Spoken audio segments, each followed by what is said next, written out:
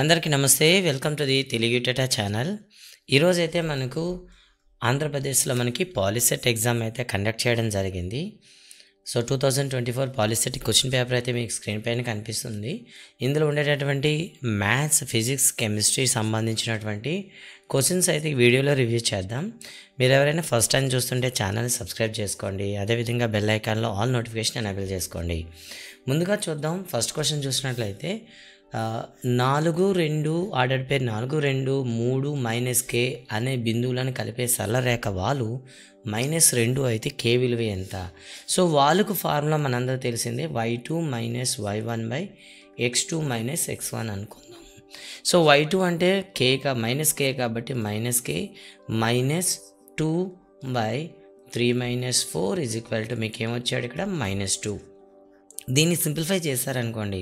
So -k -2 ఇక్కడ బైలో 3 - 4 ఉంది కాబట్టి -1 వస్తుంది -2. క్రాస్ మల్టిప్లై చేస్తే -k -2 2 వస్తుంది. దేర్ఫోర్ -k ఏమొస్తుంది ఇక్కడ 2, ఈ -2 రైట్ సైడ్ వెళ్తే +2 అవుతుంది. ఫైనల్గా 4 వస్తుంది. సో -k 4 అయినప్పుడు k ఏమవుతుంది? -4 అవుతుంది. ఆప్షన్ 4ని మీరైతే చూస్ చేసుకోవాలి. ఇక తర్వాత ప్రశ్న చూద్దాం. ఇక్కడైతే మనకు థేల్స్ థీరం మీద ఒక క్వశ్చన్ అయితే సెకండ్ క్వశ్చన్లో కనిపిస్తుంది. ఇక్కడ చూడండి ఒకసారి. సో క్రింది పటంలో DE is parallel to BC అయినట్లయితే x ఎంత అని అడిగాడు. కాబట్టి మనకున్న ఫార్ములా ప్రకారం x + 4 x + 3 2x - 1 x + 1 అనమాట. దీన్ని క్రాస్ మల్టిప్లై చేస్తే x + 4 × x + 1 x + 3 × 2x - 1 వస్తుంది. మల్టిప్లై చేస్తామనుకోండి, x × x x² + x + 4x + 4 ఇది మనకి లెఫ్ట్ సైడ్ వస్తుంది. రైట్ సైడ్ అయితే మనకి 2x² - x + 6x - 3 వస్తుంది. సింప్లిఫై చేద్దాం. సో x² + 5x + 4 వస్తుంది లెఫ్ట్ సైడ్. ఇక రైట్ సైడ్ చూసుకున్నట్లయితే 2x² + 5x - 3 వస్తుంది. ఎందుకు? -x 6x కాబట్టి. సో మొత్తాన్ని రైట్ సైడ్ కానీ రైట్ సైడ్ ఉంది మొత్తం లెఫ్ట్ సైడ్ తీసుకెళ్దాం. సో 2x² + 5x - 3కి లెఫ్ట్ సైడ్ ఉన్న మిగతా తీసుకొచ్చాం. -x² - 5x. ఓకే, అలాగే ఇక్కడ ఏముంది? ఇక్కడ -4 అండి ఏమొస్తుంది ఇక్కడ 0. ఓకే, ఫైనల్గా సింప్లిఫై చేస్తే ప్లస్ మైనస్ క్యాన్సిల్ అయిపోయాయి. సో 2x² x² తీస్తే x² వచ్చింది. -3 -4 -7 అయింది. That is equal to 0. Then x² 7 అవుతుంది. దెన్ x √7 అండి. కాబట్టి ఆప్షన్ 2 మీరు చూస్ చేసుకోవచ్చు. ఇక థర్డ్ క్వశ్చన్ చూద్దామండి. సో ఇక్కడ 2 ట్రయాంగిల్స్ అయితే ఇచ్చాడనమాట. 2 వైశాల్యాలు ఇచ్చేసి బీసీ ఇచ్చాడండి. సో ఇలాంటి ఇచ్చేటప్పుడు మీరు ఏం చేస్తాం? మనకు రూల్ ఉంది. Triangle ABC area by triangle DEF area వారి సైడ్ స్క్వేర్ యొక్క రేషియో అంటే BC² EF² అని డైరెక్ట్గా రాసేసుకోవచ్చు మీరు. అంటే దట్ మీన్స్ 9/16 2.1 స్క్వేర్ బై ఇంకో అది x అనుకుంటే x² అనుకుందాం. సో ఇప్పుడు బోత్ సైడ్ కూడా స్క్వేర్ రూట్ చేయండి. ఇక్కడ పాయింట్స్ ఉంది కాబట్టి టైం వేస్ట్ చేయకుండా బోత్ సైడ్ కూడా మనం ఏం చేసేద్దాం? స్క్వేర్ రూట్ చేద్దాం. అప్పుడు ఏమవుతుంది? సో 9 కాస్త మనకి 9 16 కాస్త ఏమవుతుంది? 3/4గా మారుతాయి. ఎందుకోసం 9 స్క్వేర్ రూట్ 3 16 స్క్వేర్ రూట్ 4 కాబట్టి = 2.1/x వస్తుంది. క్రాస్ మల్టిప్లై చేస్తే x దట్ మీన్ 3x 4 × 2.1 వస్తుంది. దెన్ x 4 × 2.1/3 అనమాట. 3 1 = 3 0.7 సో 4 7 = 28 కాబట్టి 2.8 వస్తుందండి ఆన్సర్. దట్ మీన్స్ ఆప్షన్ 1 అనమాట. ఇక ఫోర్త్ క్వశ్చన్ చూద్దామండి. ఇక్కడ కూడా సేమ్ ఇచ్చాడు. సో ట్రయాంగిల్ ఏబీసీలో DE is parallel to BC. So triangle ఏబీసీలో DE is parallel to BC. అదేవిధంగా పైన అయితే మనకు టాప్లో మనకి ఏ అయితే ఉంది. వాడు ఇచ్చింది ఏంటంటే AD/DB = 5 3:5 అండి. ఓకేనా? AD/DB 3:5. ఇఫ్ AC మొత్తం ఇచ్చాడండి ఎంత? 5 0.6 అండి. అయితే ఏఈ ఎంత అని అడిగాడు. సో ఇక్కడ ఈ రేషియోలో ఇది 3, 5 ఉంది కాబట్టి టోటల్ ఏమవుతుంది 8 అనమాట. అంటే ఈ 5.6ని 8 పాయింట్స్గా చేయాలి. సో మీకు సమ్ ఇచ్చాడు, డైరెక్ట్గా మనం వేసేయచ్చు. సమ్ ఇచ్చేటప్పుడు 5.6 into total into ratio by total ratio వేసేయవచ్చు. 8 1 జా 8 0.7 జా 7 3 జా 21 కదా, 2.1 అనమాట. డైరెక్ట్గా మీరు వేసేయచ్చు ఈ ప్రాబ్లమ్ని. ఓకే, 5th క్వశ్చన్ చూద్దామండి. ఇక్కడ మనకి ఏమి ఇచ్చాడు, ఇచ్చిన పటంలో పిఏ పీబీలు ఓ కేంద్రం గల వృత్తానికి స్పర్శ రేఖలు అయితే ఇక్కడ 36 డిగ్రీలు ఉన్నట్లయితే ఇక్కడ ఎంత అని అడిగాడు. నిజానికి రెండు 90 ఉంటాయని మనకు తెలుసు, కానీ ఆపోజిట్ యాంగిల్ సమ్ అనేది మనకు 180 డిగ్రీస్ అవుతుంది. కాబట్టి 186లో మీరు 36 తీసేయండి, అప్పుడు మీకు ఏమొస్తుంది 144 వస్తుంది. సి ఆప్షన్ ఈజ్ రైట్ అండి. ఇక తర్వాత 6th క్వశ్చన్ చూద్దాం. ఇక్కడ ఇచ్చిన పటంలో షేడ్ చేయబడిన ప్రదేశం యొక్క వైశాల్యం ఎంత అని అడిగాడండి. ఓకేనా, ఇక్కడ మనకి గుర్తుంది ఏంటంటే క్వశ్చన్లు ఏమని అడిగాడు, ఇది రేడియస్ 4 ఇచ్చాడు. నిజానికి ఇది రేడియస్ 4 ఇచ్చేటప్పుడు ఈ మిగతా పార్ట్ ఏమవుతుంది చెప్పండి, ఒక సెక్టర్ అవుతుంది. అండ్ ఇంకో విషయం ఏంటంటే ఇక్కడ 90 డిగ్రీస్ ఉంటుంది కాబట్టి ఈ సెక్టర్ అనేది 1/4 ఆఫ్ ది సర్కిల్ ఉంటుంది. కాబట్టి 1/4 ఇంటూ పై ఆర్ స్క్వేర్ కదా, పై ఇంటూ 4 స్క్వేర్ అండి. సో ఇక్కడ నిజానికి ఇది ఒక స్క్వేర్ ఉంది. స్క్వేర్లో మనం ఏం చేసాం, 1/4 సర్కిల్ అయితే మైనస్ చేస్తున్నాం. కాబట్టి 4 square minus 1/4 into pi R square. Again we have to write 4 square. 4కి స్క్వేర్కి క్యాన్సిల్ అయిందండి. ఇక్కడ 4 స్క్వేర్ అంటే ఎంత అండి, 16 మైనస్ ఇక్కడ ఏముంది, ఇక్కడ 4 పై ఉంది. సో కాబట్టి మనకు ఆన్సర్ ఏంటి ఉంది, 16 మైనస్ 4 పై. సో ఎక్కడైనా ఆన్సర్ ఉందా చూద్దాం. 16 మైనస్ 4 పై ఆప్షన్ 3లో అయితే మీకు కనిపిస్తుంది, కాబట్టి 3 చూసుకోవచ్చు. ఇక తర్వాత చూద్దాం. ఇచ్చిన పటంలో ప్రతి బయట వృత్తం యొక్క వ్యాసార్థం ఏ అయితే లోపల వృత్తం యొక్క వ్యాసార్థం ఎంత అని అడిగాడండి. ఓకేనా, సో ఇప్పుడు చూద్దామండి. బయట వృత్తం యొక్క వ్యాసార్థం ఏ అండి. సో ఇది కూడా మీకు ఏమవుతుంది, ఏ. సో ఇది కూడా మీకు ఏ అవుతుంది, ఇది కూడా ఏ అవుతుంది. సో ఇలా మనం చూసినట్లయితే సో మొత్తం సైజ్ ఏమవుతుంది ఇక్కడ. ఓకేనా, మొత్తం మనం చూసుకున్నట్లయితే మనకి 2a అవుతుంది. అండ్ ఇది కూడా మీకు 2a అవుతుంది, ఇది కూడా మీకు 2a అవుతుంది, ఇది కూడా మీకు 2a అవుతుంది. బట్ ఇక్కడ అడిగింది ఏంటి, ఈ డయాగ్నల్ మనం తీసుకున్నాం అనుకోండి, ఒక డయాగ్నల్ కానీ మనం తీసుకున్నట్లయితే సో ఏ మైనస్ చేసినట్లయితే మిడిల్ సర్కిల్ యొక్క డయామీటర్ అనేది వస్తుంది. కాబట్టి ముందుగా ఏం చేద్దాం, స్క్వేర్ యొక్క డయాగ్నల్ కడదాం. స్క్వేర్ యొక్క డయాగ్నల్కి ఫార్ములా ఏంటంటే √2 సైడ్ అనమాట. కాబట్టి ఇక్కడ ఏమవుతుంది, √2 ఇంటూ సైడ్ ఒకటి 2a కాబట్టి మనకి ఏమొచ్చింది 2√a వచ్చిందనమాట. ఇది డయాగ్నల్ అండి. కానీ ఇందులో మనం ఏం చేయాలి, మనం 2 సైడ్లు అనేది తీసేస్తే ఆ మిడిల్ సర్కిల్ యొక్క డయామీటర్ వస్తుంది. అంటే ఇప్పుడు 2 ఏం చేద్దాం, సైడ్లు తీసేస్తాం, అంటే 2 రేడియస్లు తీస్తాం, 2a తీసేస్తామండి. తీసేసి బై 2 చేయాలి. అప్పుడు మీకు ఏమొస్తుంది, లోపల వృత్తం యొక్క వ్యాసార్థం వస్తుంది. కాబట్టి ఈ రెండింటిలో కామన్ ఏమైనా ఉందంటే 2a కామన్ ఉంది. 2a కామన్ తీస్తే ఇక్కడ √2 మిగులుతుంది, ఇక్కడ 1 అయితే మిగులుతుంది బై 2. ఇప్పుడు 2 క్యాన్సిల్ చేసామనుకోండి, ఫైనల్గా మనకి ఏం మిగిలింది చూడండి, a ఆఫ్ √2 మైనస్ 1 అనమాట. కాబట్టి ఆప్షన్ 4లో మీకు ఆన్సర్ అయితే కనిపిస్తుంది. ఓకేనా, నెక్స్ట్ వన్ చూద్దాం. ఒక దీర్ఘగణం యొక్క పొడవు వెడల్పు ఎత్తులు వరుసగా 8 3 4 అయితే దీర్ఘగణం యొక్క సంపూర్ణ తల వైశాల్యం ఎంత. So 2 into LB plus BH plus LH formula వాడాలి.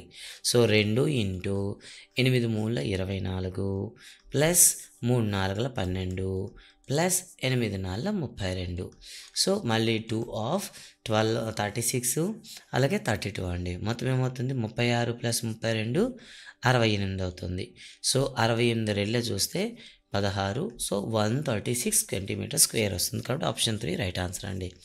ఇక తర్వాత ఒక స్తూపం యొక్క ఘనపరిమాణం 500 మీటర్ క్యూబ్ అండి. స్తూపం యొక్క ఘనపరిమాణం. ఓకే, సో టోటల్ వాల్యూమ్ ఎంతండి, 500 మీటర్ క్యూబ్.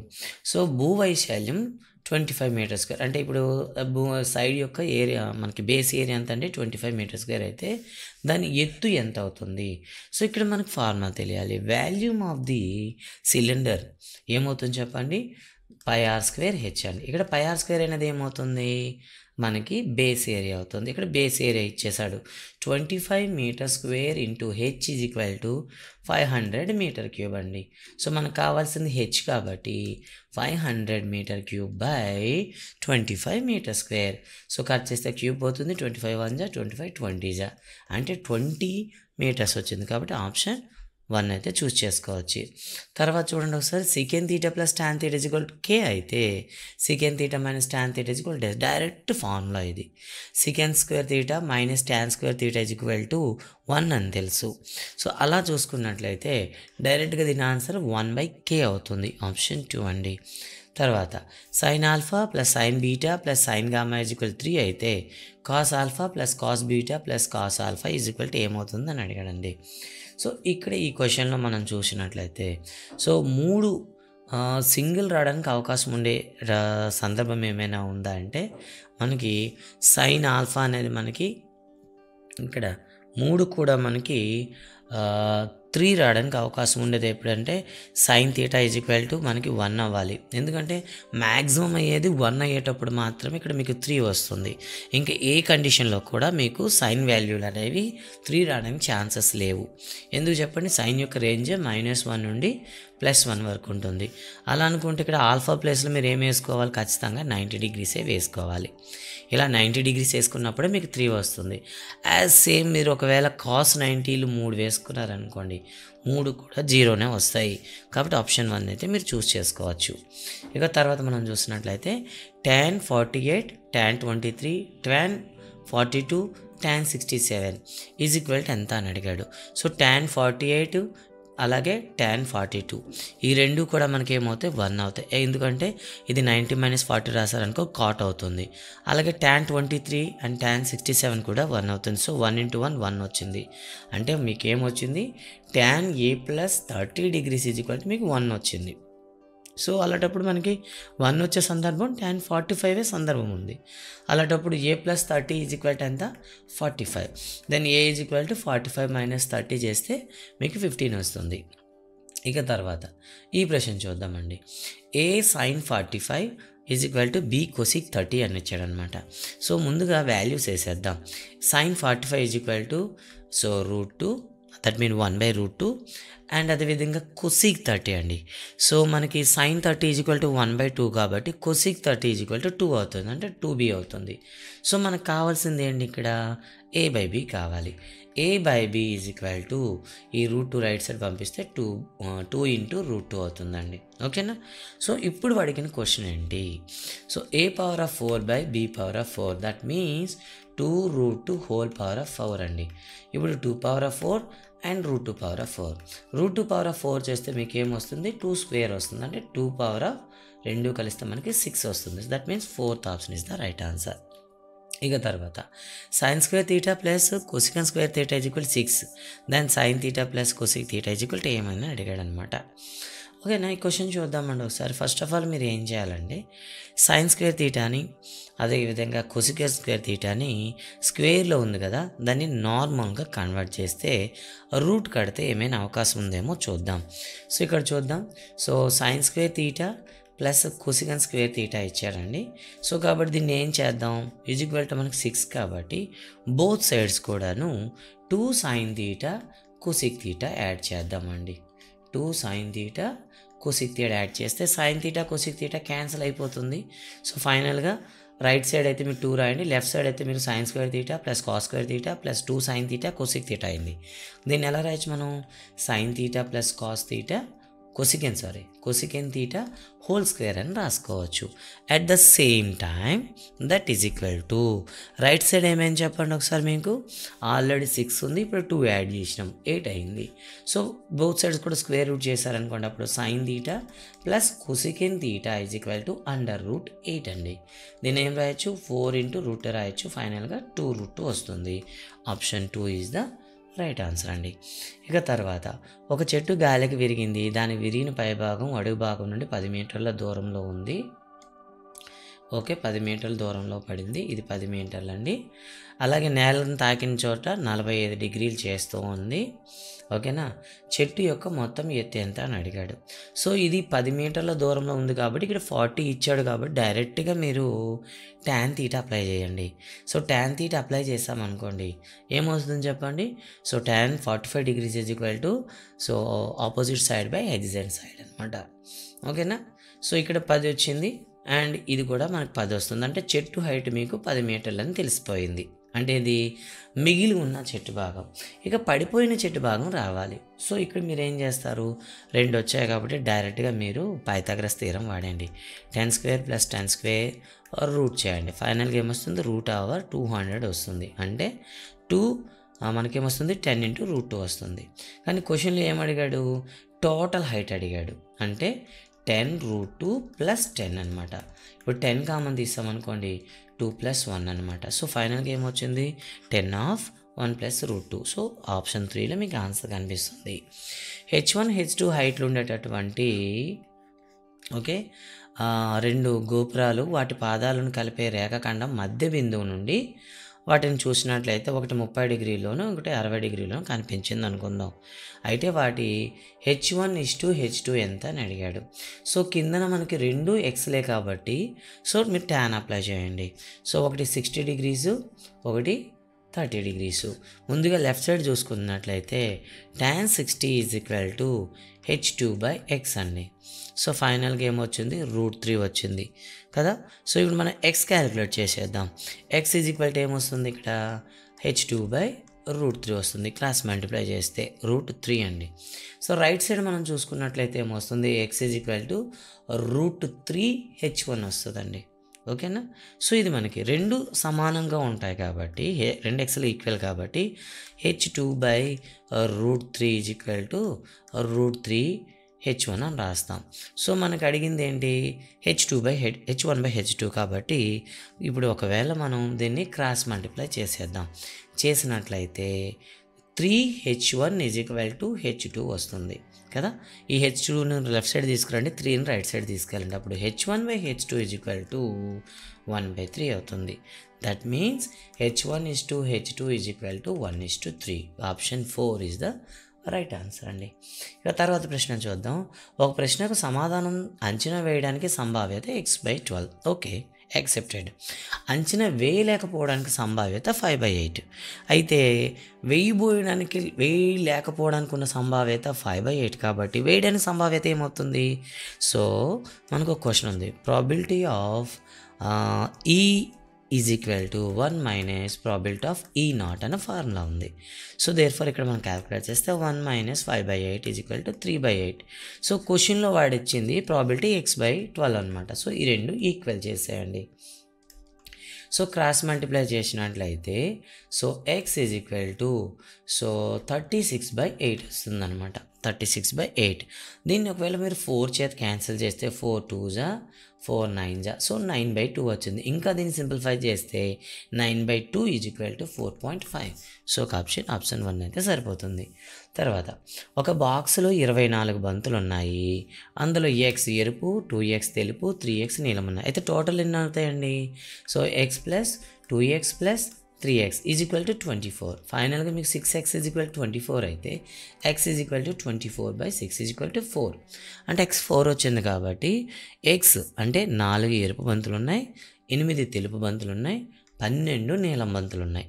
ఒక బంతిని తీస్తే అది ఎరుపు రంగు కానిది అవడానికి సంభావ్యత ఎంత. ఎరుపు రంగు కాలేదంటే ఖచ్చితంగా అది తెలుపు నీలం అవ్వాలి. కాబట్టి 8 + 12 20/24. సింప్లిఫై చేస్తే 4 5 4 6 5/6 అండి. ఇక 19th క్వశ్చన్ చూద్దాం. 2 పాచికలు ఒకేసారి ఎగరవేసిన వాటి ముఖాల మీద వచ్చే సంభావ్యత మొత్తం 10 కంటే ఎక్కువ అవ్వాలి. సో మొదటి డైస్లో 5, రెండో డైస్లో 6 అయినప్పుడు ఒక ఛాన్స్ ఉంటుంది. మొదటి డైస్లో 6, రెండో డైస్లో 6 పడినప్పుడు మాత్రమే ఛాన్స్ ఉంటుంది. ఈ 2 సందర్భాల్లో మాత్రమే మీకేమొస్తుంది. అలాగే మొదటి దాంట్లో 5, రెండో దాంట్లో 6. ఓకే, అలాగే మొదటి దాంట్లో అలాగే ఇంకొకటి ఉందండి, దీనికి ఇంకో సింపుల్ మనం చేద్దాం. మొత్తం మనకి 3 ఐటమ్స్ వస్తాయి. సో ఐటమ్స్ ఒకసారి చూద్దాం. First one 5 6, second one 6 6, okay. And second one ఇంకేం చేయొచ్చు, 6 5 కూడా రావచ్చు. అంటే టోటల్గా 3 ఛాన్సెస్ ఉన్నాయి కాబట్టి 3/36 అండి. సింప్లిఫై చేస్తే 3 1 జా 3 12 జా, కాబట్టి ఆప్షన్ 2 అనేది రైట్ ఆన్సర్ అవుతుందన్నమాట. ఓకేరా. ఎస్, 2 పాచికలను ఒకేసారి ఎగిరివేసిన వాటి ముఖాల పైన వచ్చే మొత్తం 10 కంటే ఎక్కువ. ఓకే, సరిపోయింది. ఇక తర్వాత చూద్దాం. 52 పేక ముక్కల కట్ట నుండి హృదయాకార్డులు 2 తీసేశారు. అంటే రెడ్ కార్డ్స్ 2 తీసేశారు. సో రెడ్ 2 రిమూవ్ చేసేసారు. 4 స్పేడ్లు అంటే బ్లాక్ కలర్, 4 బ్లాక్లు తీసేశారు. సో మొత్తం ఎన్ని తీసేశారండి, 6 కార్డులు తీసేశారు. ముందు మొత్తం 52, 52లో 6 తీసేశారు. ఇంకా మనకి శాంపుల్ స్పేస్ ఎంత వస్తుంది, 46. ఓకే, సో 46లో మనకి 26 రెడ్ ఉండాలి, 26 బ్లాక్ ఉండాలి. ఇప్పుడు 4 బ్లాక్లు తీస్తాం కాబట్టి మన దగ్గర ఇంకా 22 బ్లాక్లే ఉన్నాయి. ఓకే, రెడ్లు 2 తీసేశారు కాబట్టి ఇంకా 24 ఉన్నాయి. ఇప్పుడు అడిగింది చూద్దాం. సో ర్యాండమ్గా ఒక కార్డు తీస్తే నలుపు రంగు కార్డు అవడానికి ప్రాబిలిటీ ఎంత? సో నలుపులు ఇంకెన్ని ఉన్నాయండి, 22, కాబట్టి 22/46 అవుతుంది. So option 2 is the right answer అవుతుందండి. ఓకేనా. హృదయాల కార్డులు 2, స్పేడ్లు లేవు, సరిపోయిందండి. ఇక 21st క్వశ్చన్ చూద్దాం. ఇవ్వబడిన రాసుల యొక్క సగటు ఎంత? అంటే ఇక్కడ మనం ఏం చేయాలి, రాసుల మొత్తము బై రాసుల సంఖ్యను మీరు లెక్క చేయాలి. ముందుగా రాసుల మొత్తం కట్టేద్దాం. 10 20 65 102. సో ముందు చూద్దాం. 102 + 108 210, అండ్ 10 + 20 30, 65 + 15 80, అంటే 180. సో మొత్తం క్యాలిక్యులేట్ చేస్తే 0 8 3 11 12 1, సో 1, సో 420 వచ్చింది. 1 2 3 4 5 6 అండి, బై 6 అనమాట. 6 7 కాబట్టి 70 వస్తుంది. So option 2 is the right answer. తర్వాత దత్తాంశంలో 35ను తొలగించినట్లయితే దాని మధ్యగీత విలువ పెరుగుదల ఎంత అని అడిగాడు అనమాట. సో ఇప్పుడు డాటా ముందు చూద్దాం. అసెండింగ్ ఆర్డర్లో రాయాలి, ఆరోహణ క్రమంలో రాయండి. సో ఇచ్చింది కూడా ఆరోహణ క్రమంలోనే ఉంది. సో ఇక్కడ మనం చూసినట్లయితే ఇవి ఈవెన్ నెంబర్స్లో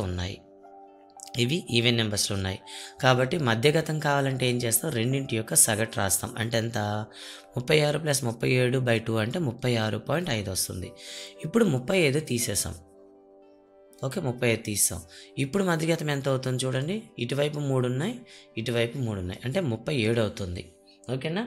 సో అంటే ముందుండేది 36.5, 35ను తొలగించిన తర్వాత మధ్యగత విలువలో పెరుగుదల ఎంత, 36.5 ఉండేది 37 అయింది, అంటే 0.5 పెరిగిందనమాట. ఓకేనా. తర్వాత బాహుళక తరగతి అంటేనే గరిష్ట పౌనఃపున్యం ఎక్కడైతే ఉంటుందో దాన్నే బాహుళక తరగతి అంటాము. సో ఇక్కడ 29 ఉంది కాబట్టి 60 80 అవుతుంది, డైరెక్ట్ వేసేయండి. ఇక 24th క్వశ్చన్ చూద్దాం. ఒక దత్తాంశం యొక్క బాహుళకం మరియు అంక మధ్యంలో వరుసగా 24 60 ఉన్నట్లయితే దత్తాంశం యొక్క మధ్యగతం ఎంత? సో ఇక్కడ మనకి ఎంపెరికల్ ఫార్ములా అనేది మనకు ఉంటుందన్నమాట. సో ఎంపెరికల్ ఫార్ములా కానీ ఐడియా ఉంటేనే మనం ఇది ఇక్కడ చేయగలం అనమాట. Okay, right. ఎంపెరికల్ ఫార్ములా ఏంటి ఒకసారి చూద్దాం. ఎంపెరికల్ ఫార్ములా ఎప్పుడు కూడాను స్టాటిస్టిక్స్లో మనకి right. So mode is equal to 3 median minus 2 mean. ఓకేనా. So mode is equal to 3 median minus 2 mean అండి. ఇది మనకు తెలుసు. అంటే బాహుళకం ఈజ్ ఈక్వల్ టు 3 మధ్యగతము మైనస్ 2 అంకగణిత సగటు. కానీ ఇక్కడ మనకి ఇచ్చిన వాల్యూస్ ఒకసారి సబ్స్టిట్యూట్ చేద్దాం. సో బాహుళకం ఇచ్చేసాడండి 24 ఈజ్ ఈక్వల్ టు మధ్యగతం మనం కట్టాలి 3 ఇంటూ మధ్యగతం ప్లస్ మీన్ ఎంత ఇచ్చాడండి, 60 ఇచ్చాడండి, 2 ఇంటూ 60. సో ఇక్కడ మైనస్ వస్తుంది, ప్లస్ వేసాను. సో ఇక్కడ మనకి క్యాలిక్యులేట్ చేయాలి. So therefore 3m is equal to 24 plus 260 = 120. So ఫైనల్గా m is equal to 1, so 44/3 అండి. క్యాల్కులేట్ చేస్తే మనకి ఇక్కడ 3 4s are 12 అండ్ 3 8 మీకు ఏమొచ్చింది 48 అయితే వస్తుంది అనమాట. Option 2 is the right answer వస్తుంది. ఇక తర్వాత చూద్దాం. ఇక్కడ విభజనలో మధ్యగతి తరగతి యొక్క ఎగువ హద్దు అన్నాడు. సో మధ్యగతి తరగతి అంటే మీరు ఏం చేయాలి, n/2 క్యాలిక్యులేట్ చేయాలి ఇక్కడ. సో n/2 క్యాలిక్యులేట్ చేయాలంటే మొత్తం యాడ్ చేయండి ఫస్ట్. సో 15 + 21 36, 36 + 32 68, 68 + 19. సో ఇక్కడ ఏమొచ్చింది 87 + 8 95 + 5 అంటే ఇక్కడ మీకు 100 వచ్చిందండి. టోటల్గా ఫ్రీక్వెన్సీ ఎంత వచ్చింది, 100 వచ్చింది. 100/2 అంటే 50 అండి. సో 50 అనేది ఏ అసెండింగ్ క్యుములేటివ్ ఫ్రీక్వెన్సీలో ఉంటుందో చూడాలి. అంటే ఇది 15, ఇక్కడ 36. సో 36 తర్వాత వచ్చేది ఇక్కడ ఏమొచ్చింది, ఇక్కడ 68. సో కాబట్టి 50 వచ్చింది. కాబట్టి 50కి దగ్గరలో ఉండేదంటే మీకు ఈ క్లాస్నే మీరు తీసుకోవాలి. వాడు అడిగింది ఎగువ హద్దు కాబట్టి డైరెక్ట్గా 110 మీరు తీసుకోవాలి. తర్వాత 140/210 అనేది, సో దీన్ని సింప్లిఫై చేయాలి ఫస్ట్ మీరు. 2n కాబట్టి కట్ చేస్తే కట్ చేయండి. ఇంకా దీన్ని ఎలా రాయొచ్చు మనం, 14/21. 7 చేత సింపుల్ చేయండి, 7 రెళ్ళ 7 మూడుల అంటే 2/3 వచ్చింది. కాబట్టి ఇది అంతం కాదు. డినామినేటర్లో మీకు ఏమొచ్చింది, 3 వచ్చింది. కాబట్టి అంతం కానీ ఆవర్తనం కానీ దశాంశము, అంతము కాదు ఆవర్తము కాదు. ఆవర్తనం అవుతుందో లేదో ఒకసారి చెప్దామండి. అంటే ఇక్కడ గుర్తుపెట్టుకోవాలి, ఆవర్తనము కాదు అంటే ఖచ్చితంగా అది p/q ఫామ్లో రాయలేము. కాబట్టి ఇది ఆన్సర్ కాదు. అంతం కానీ మరియు ఆవర్తన దశాంశం అవుతుంది. అంటే ఇది ఏమొస్తుంది, 2/3 అంటే మీకు 0.6666 వస్తుంది. కాబట్టి it is a non terminating and repeating decimal is right answer అవుతుంది అనమాట, ఆప్షన్ 2. ఇక తర్వాత చూద్దాం. 3 కంటే ఎక్కువైన ఏదైనా ప్రధాన సంఖ్య యొక్క వర్గాన్ని 6చే భాగించవచ్చా? భాగించవచ్చు. శేషం ఎంత? 3 కంటే ఏదైనా ఎక్కువైన ప్రధాన సంఖ్య అంటే డైరెక్ట్గా 5 తీసుకోండి. సో 5 స్క్వేర్ కట్టేయండి, 25 వస్తుంది. 25ని 6 చేత భాగించారనుకోండి, మీకు ఏమొస్తుంది, 6 4 24 కాబట్టి శేషం 1 వస్తుంది, ఛాన్సెస్ ఉంది. సో ఇంకోటి తీద్దాం, 7 7 49. సో అగైన్ 6తో చేయండి, 6 8 48, మళ్ళీ 1 వచ్చింది. కాబట్టి ఆప్షన్ 1కి వెళ్ళిపోండి. ఇక తర్వాత చూద్దాం. క్రింది ప్రవచనాలు ఏది సరైనది కాదు? ఒక అకర్ణీయ సంఖ్య మరియు కరణీయ సంఖ్యల మొత్తం కరణీయ సంఖ్య అవుతుంది.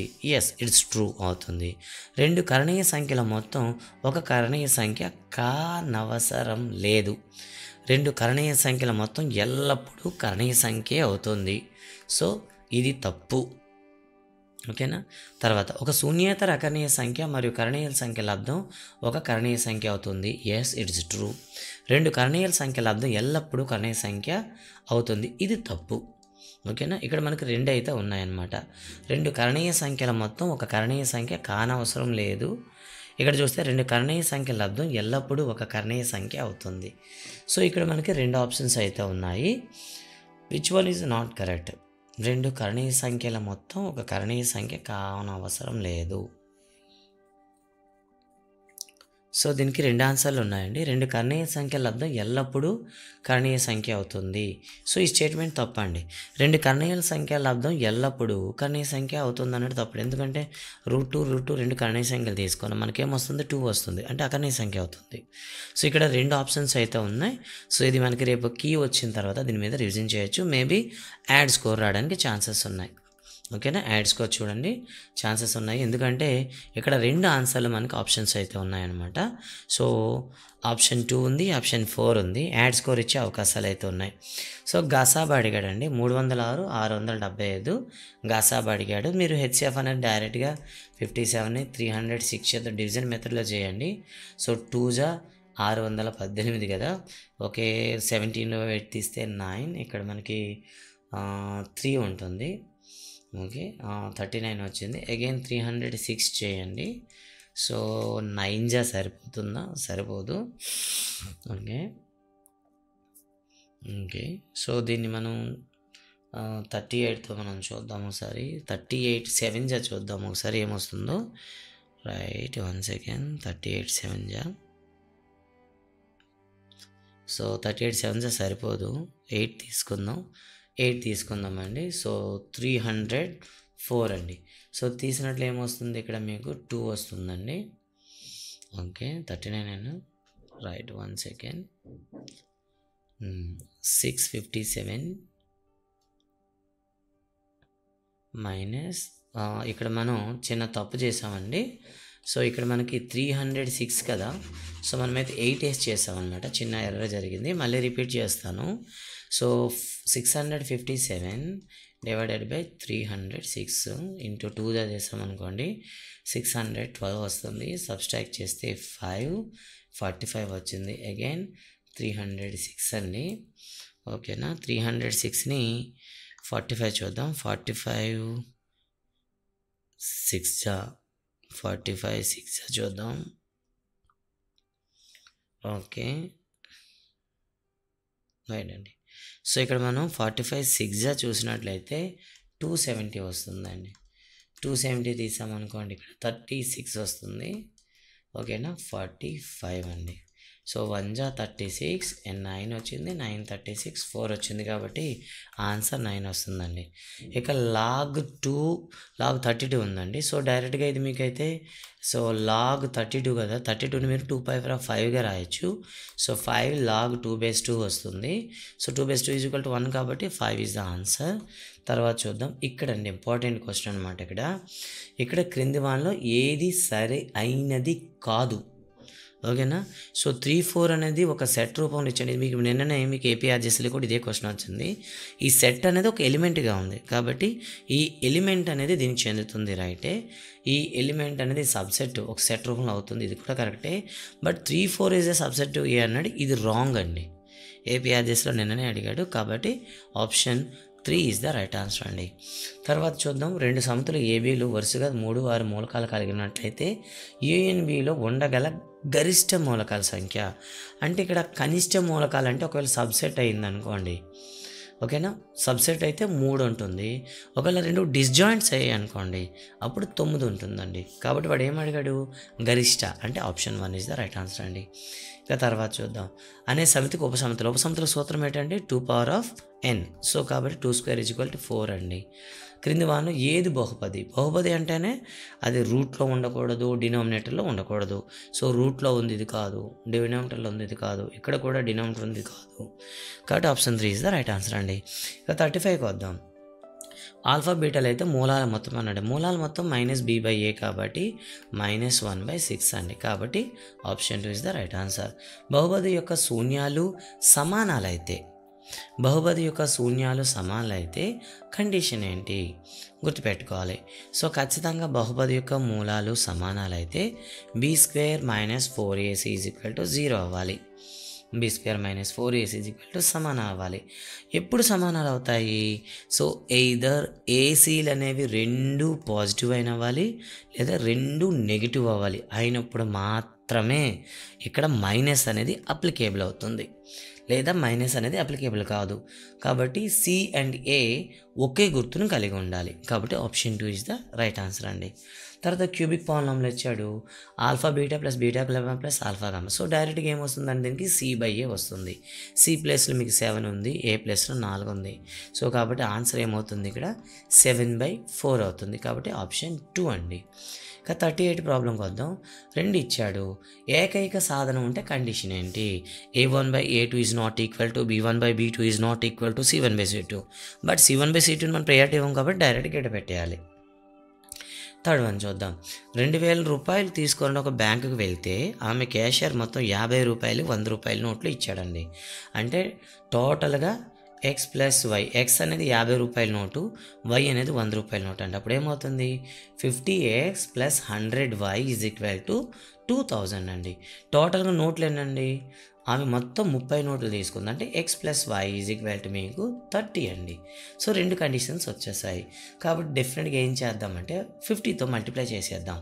అప్పుడు ఏమవుతుంది మీకు, సో 50x + 100y = 2000.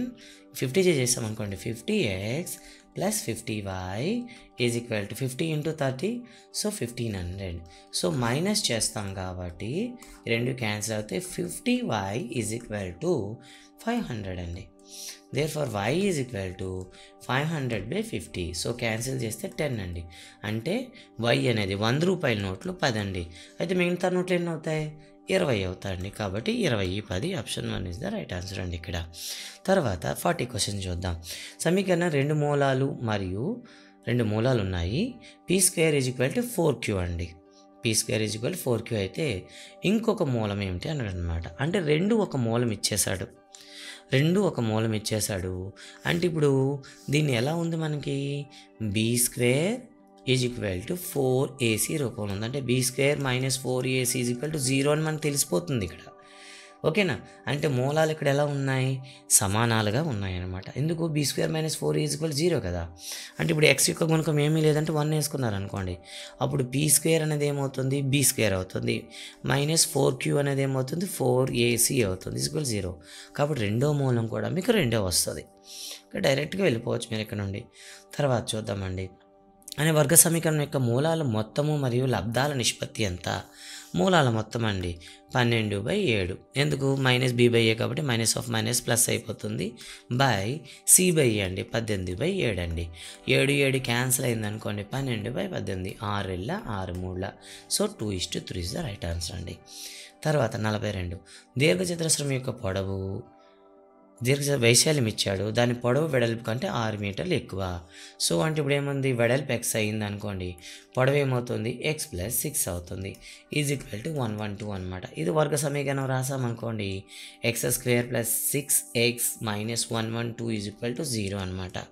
సో 112 వచ్చిందండి. ఇప్పుడు మనం దీన్ని ఫ్యాక్టరైజేషన్ చేసుకోవాలి. సో 112 మనం ఎలా రాయొచ్చు ఇక్కడ? ఒకసారి ఫ్యాక్టర్స్ రాసేద్దామండి. సో 112ని మనం 10 × 12గా రాసామనుకోండి సరిపోదు. ఓకే, సో చూద్దామండి. 2 56, అలాగే 2 28, అలాగే 2 14. అంటే ఇప్పుడు మనకి 8 రావాలంటే 8 × 14 వేసుకుంటే సరిపోతుంది. ఓకేనా? సో దీన్ని ఎలా రాద్దామంటే x² + 14x - 8x - 112 = 0. సో ఇప్పుడు మీరు డైరెక్ట్గా చెప్పవచ్చు. అప్పుడు ఏమొస్తుంది? దీన్ని x + 14 -8 కామన్ తీస్తే x + 14. సో x - 8 × x + 14 వచ్చింది. x = 8 or -14 వచ్చింది. సో లెంత్ కాబట్టి మైనస్ తీసుకోవడానికి లేదు కాబట్టి 8 వచ్చిందండి. అంటే వెడల్పు 8 వచ్చింది. సో పొడవు దానికి 6 ఎక్కువ కాబట్టి 14 వస్తుంది. 8 14. క్వశ్చన్ ఏమి ఇచ్చాడు? యొక్క వెడల్పు ఎంత? సో వెడల్పు అనేసరికి మీకు 8 వస్తుందండి. ఇక తర్వాత 43 క్వశ్చన్. అంక శ్రేణిలో 10వ పదం ఎంత? a = 5, d = ఎంత అంటే 1 - 5 = -4. సో 10వ పదం అంటే ఏమవుతుంది? a + 9d అవుతుంది. అంటే 5 + 9 × -4. సో 5 + 9 × 36 కాబట్టి 5 - 36. సో 36లో 5 తీసేసామనుకో ఏమొస్తుంది? 31 కాబట్టి -31. అంక శ్రేణిలో గల 10 పదాల మొత్తము. సో ఇక్కడ a = 34 అండ్ d చూస్తే అగైన్ 32 - 34 కాబట్టి -2 వచ్చింది. సో 10 పదాల మొత్తం అంటే ఏమొస్తుంది? n/2 × 2a + n - 1 × d కదా. అంటే ఇక్కడ ఏమవుతుంది? 10/2 2 ఆఫ్ మొదటి పదం 34 ప్లస్ ఓకేనా n - 1 అంటే 9 × d. d అంటే ఎంత అండి? -2. దీన్ని సింపుల్ చేద్దాం. 10 కాబట్టి 5 వస్తుంది.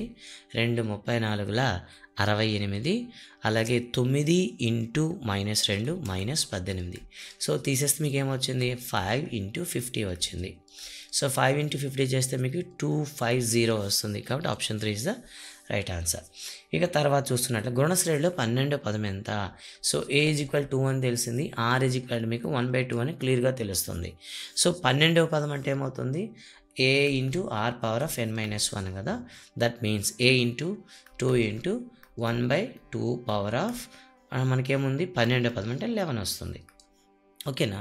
అంటే ఇప్పుడు ఏమొచ్చింది? 2 × 1/2 బట్ ఇక్కడ ఉంది కదా 1కి, ఇందులో 1కి కట్ చేసామనుకోండి 1/2 వస్తుంది. Is the right answer option 4 అండి. క్రింది వల్ల గుణశ్రేణి ఏది అన్నారనమాట. క్లియర్గా చూడొచ్చు మీకు. ఇక్కడ 1 వచ్చింది, స్క్వేర్ వచ్చింది కాదు. -2 -4 వచ్చింది. 2 చేత ఇంటూ చేశాడు అనుకోండి 8 రావాలి. ఇది కూడా కాదు, ఇది కూడా కాదు. డైరెక్ట్గా మీకు ఇదైతే కనిపిస్తుంది. 47వ ప్రశ్న చూద్దాం. ఇక్కడ ఒక ఇవ్వడం జరిగింది. అలాగే పి బిందువు యొక్క నిరూపకాలు అడిగాడు. సో ఇక్కడ మనం పెర్పెండిక్యులర్ గీస్తే ఖచ్చితంగా ఇది మిడ్ పాయింట్ అవుద్దండి. సో మిడ్ పాయింట్ అవుతుంది కాబట్టి అది ఖచ్చితంగా XY అవ్వడానికి ఛాన్సెస్ ఉన్నాయి. ఎందుకు A1 ప్లస్ A2 2x వస్తుంది, బై 2 చేస్తే x వస్తుంది. Y1 ప్లస్ Y2 2y వస్తుంది, బై 2 చేస్తే y వస్తుంది. కాబట్టి ఆన్సర్ అనేది మీకు 1 వస్తుంది. తర్వాత బిందువులు కలిపే రేఖాఖండాన్ని y అక్షం ఏ నిష్పత్తిలో విభజిస్తుంది? -x1:x2. ఓకేనా, -x1:x2. దట్ మీన్స్ -4:8 అండి, అంటే 4:8 అండి. 4 1 జా 4 2 జా, so 1:2 is the right answer, option 4 అండి. y అక్షం అయితే -x1:x2, అదే x అక్షం అయితే -y1:y2 అండి. డైరెక్ట్గా మీరు చేసేయచ్చు. ఇక తర్వాత ABCలు బిందువులు ఏర్పడిన త్రిభుజం యొక్క గురుత్వ కేంద్రం యొక్క బిందువు వద్ద ఉన్నట్లయితే A² + BQ + AQ అండి. గురుత్వ కేంద్రం చూద్దామండి. ఏముంది? అది మూల బిందువు వద్ద ఉంది. గురుత్వ కేంద్రం ఏమొస్తుంది మీకు? A + B + C / 3 = 0. Then A + B + C = 0 అయిందనుకోండి, మనకు ఒక ఫార్ములా ఉంటుంది. If A + B + C = 0, then AQ + BQ + C³ = 3ABC అవుతుంది. సో డైరెక్ట్గా వేసేయచ్చు. ఇక లాస్ట్ క్వశ్చన్ చూద్దాం. 1 2 -1K మరియు 2 3 బిందువులను కలిపే సరేకియాలు అయితే K విలువ ఎంత అవుతుంది అని అడిగాడండి. సో ఇది ఒక విధంగా చెప్పాలంటే మీరు వైశాల్యం కట్టుకోవాలి. సో వైశాల్యం కట్టి డెల్టా = 0 వేసుకొని చేయాలి. సో ఇప్పుడైతే ఒక ఫార్మ్ చూద్దాం ఒకసారి. So x1 = 1 and y1 = 2 and x2 = -1 and y2 = 2 and x3 and y3 వేసుకున్నాం. సో దీనికి డైరెక్ట్గా నేను డెట్ ఫామ్లో వేద్దాం. అంటే డెల్టా = 0 కాబట్టి, ఎందుకు అవి సరే గీయాలి కాబట్టి నేను డెట్ ఫామ్లో వేస్తాను. That is x1 - x2 and x1 - x3 and y1 - y2 and y1 - y3. So ఇది డెట్ ఫార్ములా. ఈ ఫార్ములా ప్రకారం మనం వాల్యూ వేసుకున్నట్లయితే ఏమొస్తుందో ఒకసారి చూద్దాం. ముందుగా సో x1 - x2 అండి, అంటే 1 - - 2 వస్తుంది. Next x1 1 - 2 = -1. అలాగే y1 - y2 అంటే 1 - K. ఓకే, నెక్స్ట్ వన్ ఏమొచ్చింది? 1 - 3, సో -2.